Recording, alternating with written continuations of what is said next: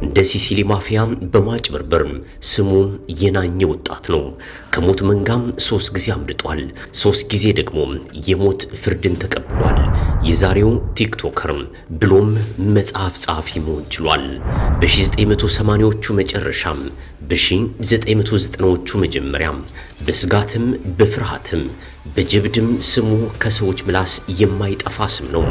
የቀድሞ ጠቅላይ ሚኒስትር አቶ መለስ ዜናዊ ሳይቀሩ በፓርላማ ስሙን ጠርተውታል።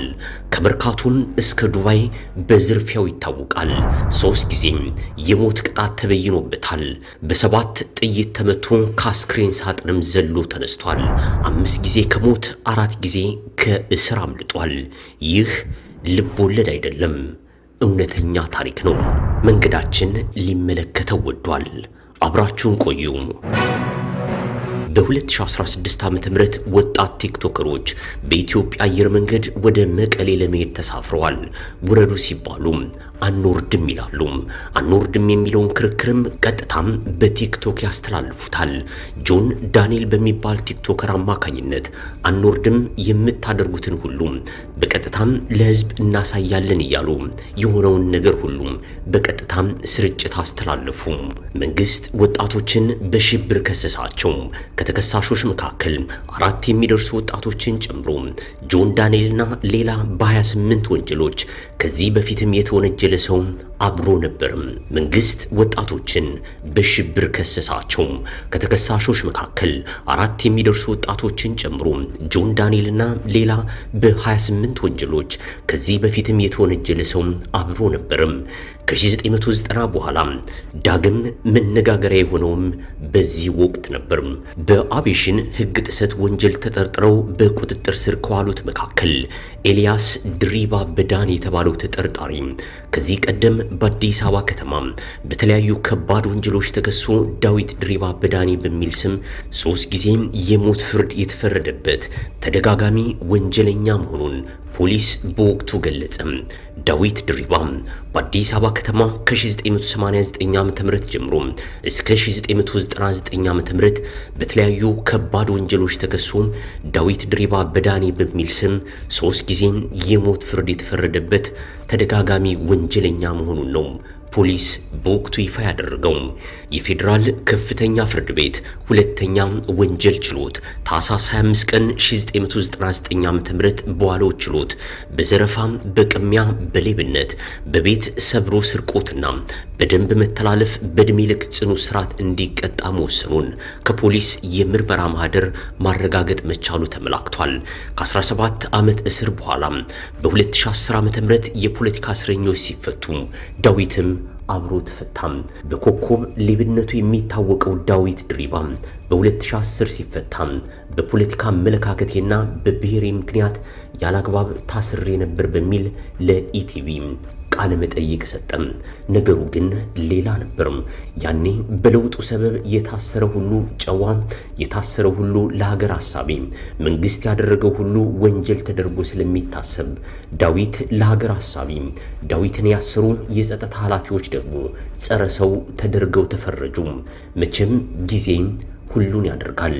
ኤልያስ ድሪባ በዳኔ፣ ጀማል ኑሩና ዳዊት ድሪባ በዳኔ የሚሉ ስሞችን በመጠቀም 11 የጦር መሳሪያ ዝርፊያ ወንጀል፣ 6 ቅሚያ ወንጀል፣ 3 ሌብነት ወንጀሎች፣ 3 ሰው የመግደል ወንጀል፣ 2 ስርቆትና ቤት ሰብሮ ስርቆት ወንጀሎች፣ 1 በሐሰተኛም ሰነድ መገልገል ወንጀል፣ ከእስር የማምለጥ ወንጀልና 1 ደንብ መተላለፍ የወንጀል ሪከርድ፣ በአጠቃላይ 28 የወንጀል ሪከርዶች ያሉበት ወንጀለኛ መሆኑን የሚያውቁት ግን ብዙዎች ቢሆኑም በወቅቱ ታዋቂውን ሌባ ነው ለማለት በሀገራዊ ለውጡ ስካርና ጭፈራ ምክንያት ይደፍር አልነበርም።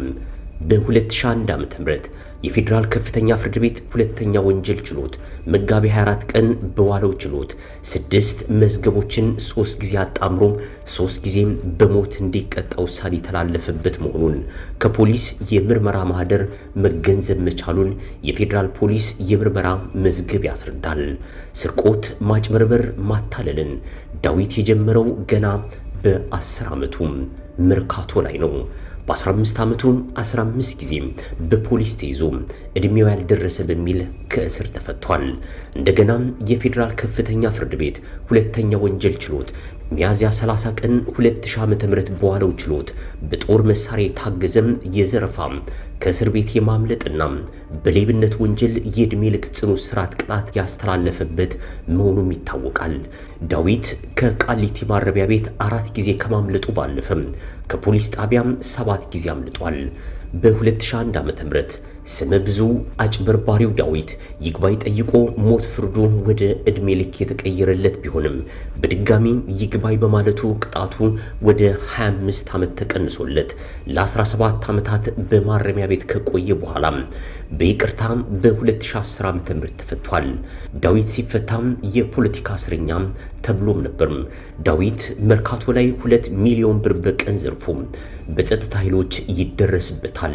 ዳዊትም ተረጋግቶም በያዘው ሽጉጥ መታኮስ ይጀምራል። ህዝቡም በአዲስ አበባ መፈንቅለ መንግስት ተደረገ እያላወራም በወቅቱ ዳዊት 3 ፖሊሶችን አቁስሎ እሱም በ7 ጥይት ተመቶ አስክሬኑ ወደ ዳግማዊ ምኒልክ ሆስፒታል ይገባል። በሸራ ታስሮ ከአስክሬን ክፍል ዳዊት ነቃም። መንቃት ብቻ ሳይሆን ከእስርና ከሞት አመለጠም። ልክ የቃሊቲ እስር ቤትን እንዳመለጠው ሞትንም ዳዊት አመለጠው። በዚህ ወቅትም ነበር ዳዊት ወይም ኤልያስ፣ ኑሩ ወይም ማሩ ዝናው የናኘው። ስሙን እየቀያየረም አንድ አይነት ተግባር ያለው የሸዋሾው ሰው ዳዊት ከሞት አምልጦም በወሩ የሜታ ቢራን 1 ካሶኒ ጭነት መሃል አዲስ አበባ ላይ አስቆሞ ወደ 600 ሺህ ብር ገንዘብ ዘረፈም። ይህ ዘረፋ የተፈጸመው በ1999 ዓ.ም ነበር። በወቅቱ 600 ሺህ ብር ትልቅ ህንፃ ይገዛል። በዚሁ ዓመት መርካቶ ወርቅ ቤት ገብቶ ሲዘርፍ ባለንብረቱ ነቅቶበት በሽጉጥ ገደለው። ይህን ሁሉ በማድረጉ በ1999 መጨረሻ ፖሊስ ይዞት የሞት ቅጣት ይጥልበታል። ማፊያው ዳዊት የሞት ቅጣቱን የወቅቱ ፕሬዝዳንት ግርማ ወልደ ጊዮርጊስ አልፈርምም ወይም አላጸድቅም በማለታቸው ወደ ዕድሜ ልክ እስራት ይዞርለታል። የዕድሜ ልክ እስራቱንም በይግባኝ ወደ 25 ዓመት እስራት እንዲወርድለት ተደርጓል። ከዚያም በ2010 ወጣቶች ታግለው የኢህአዴግን መንበር ሲወዘውዙት ዳዊትም ራሱን እንደ ፖለቲከኛም እስረኛ ቆጠረም። ከነ ጀነራል አሳምነው ጽጌም ከነ እስክንድር ነጋም ከባለሀብቱም ወርቁ አይተነው ጋርም አብሮ ተፈታም። በ52 ዓመቱም ገናም የወጣት ቁመና ያለው ዳዊት ከ2010 በኋላ በድርጊቱ ተጸጽቶ ወደ ቤተ ክርስቲያን ዞሮ ጸሎተኛ ለተቸገረ የሚረዳ አዛኝ ሰው ሆኗል። ከ2014 ዓ.ም ጀምሮ ወደ ቲክቶክ በመምጣት ከወንድሙ ልጅ ከጆን ዳንኤል ጋር ሆኖ ተጽዕኖ ፈጣሪ ሆኗል። በ2016 ዓ.ም ወደ መቀሌም የሻደይን በዓል ለማክበር ሲሄዱ በአየር ንብረት ምክንያት አውሮፕላኑ አይንቀሳቀስም ውረዱ ሲባሉ አምባጓሮ በመፍጠራቸው እነ ጆን ዳንኤልና አጎቱ ዳዊት ድሪባ ከ1 ዓመት ከ4 ወር እስር በኋላ ከእስር ወጥተዋል። ለዳዊት ይሄ እስር 29ኛው ሲሆን ዳዊት ታህሳስ 11 ቀን 2018 ዓ.ም የመጣሁበትን የህይወት ውጣ ውረድ የሚያሳይ መጽሐፍ ከእስር ቤት ጽፌም አጠናቅቄያለሁ ብሏል። ወጣቱ ከውድቀትም ከመጥፎ ድርጊትም መጥፎ ድርጊት ይዞት ከሚመጣው መዘዝ ይማር ዘንድ የ52 ዓመቱ ዳዊት መጽሐፍ ጽፎ ከሰሞኑም ይፋ አድርጓል። ዳዊትና ጆን ዳንኤል በቀጥታም በቲክቶክ ከእስር በኋላ በተገኙበት ወቅት በቀጥታ ስርጭት 130 ሺህ ሰው የተከታተለው ሲሆን በ24 ሰዓት ውስጥም ወደ 3 ሚሊዮን ሰው ተመልክቷቸዋል። ይህም እይታም በኢትዮጵያም በአፍሪካም የመጀመሪያው ሲሆን ተከታታዮች ለነ ጆን ዳንኤልና ዳዊት ድሪባ በቲክቶክ አማካኝነት ወደ 2 ሚሊዮን ሽልማት ሰጥተዋል። በዚህ መድረክ ዳዊት ድሪባ የግድያ የእስር የማጭበርበር ታሪኩን በስሱ አውርቶ ብዙዎች ተቀብለውታል። በ2001 ዓ.ም ጠቅላይ ሚኒስትር መለስ ዜናዊ የጠፋ ንብረቶቻችን ለማስመለስና ጥበቃ ለማድረግ ከፍትህና ጸጥታ ተቋማችን ይልቅ አንዱ ዳዊት ድሪባ ይሻል ነበር ሲሉ ተናግረውም ነበር። ዳዊት በተደጋጋሚ የፍትህና የጸጥታ ተቋማትን በማታለል ስለሚታወቅ መለስ ዜናዊ የጸጥታና የፍትህ ተቋማት ጠንካራ አይደሉም ለማለት የዳዊት ድሪባን ስም በተደጋጋሚ አንስተዋል። ዳዊት ድሪባ ቅዳሜ መርካቶ ሰርቆም እሁድ ዱባይ ሄዶ ተዝናንቶ ሰኞ ይመለሳል። ይህ ባህሪውም ካደረበት የማይውል ከዋለበት የማያድር በመሆኑ አይገመት ያድርጎታል። ወደ ውጭ ወጧል ሲባል ቦሌ ላይ ሰረቀ ይባላል። ታስሯል ሲባል ዱባይ ነው ይባላል። ተገሏል ሲባል በሚሊዮን ብር ዘርፏል ይባላል። ይህ በመሆኑም ዳዊትን እንደ ጣሊያኑ የሲሲሊ ማፊያዎች፣ እንደ ሜክሲኮ ወንበዴዎች፣ እንደ ብራዚል ዘራፊዎች ስሙ ደምቆ መነሳት ችሏል። የኢቲቪ ጋዜጠኛ የነበረው መላኩ ብርሃኑ በ1996 ዓ.ም ዳዊት ሰርቆም የዕድሜ ልክ እስራት ተበይኖበት ቃለ መጠይቅ አድርገዋል። ጋዜጠኛው እንደሚለው ከሆነ ያኔ ዳዊት ስሙ ኤልያስ ነበር። እናም ከቃለ መጠይቁ በኋላ በዚህ 2 ወር እወጣለሁ፣ ስወጣም አንተን እገልሃለሁ አለኝ። ዳዊት ወይም ኤልያስ እንዳለውም ከ2 ወር በኋላ ከቃሊቲም አምልጦ ወጣ። ስሙን ጀማል ብሎ ሙስሊም መስሎ ደግሞ ማጭበርበር ጀመረም ይላል ዳዊት ድሪባ በዳኒ። ዛሬ 52 ዓመቱ ቢሆንም ገና የወጣት ፊት አለው። በስሎም መጽሐፍ ጽፏል።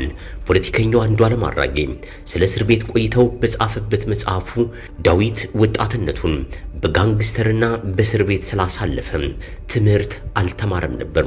ፊደል ቆጥሮ እስከ መሰናዶ የተማረው ቃሊቲ ከ1999 እስከ 2010 ዓ.ም ነበር ሲልም ከትቧል።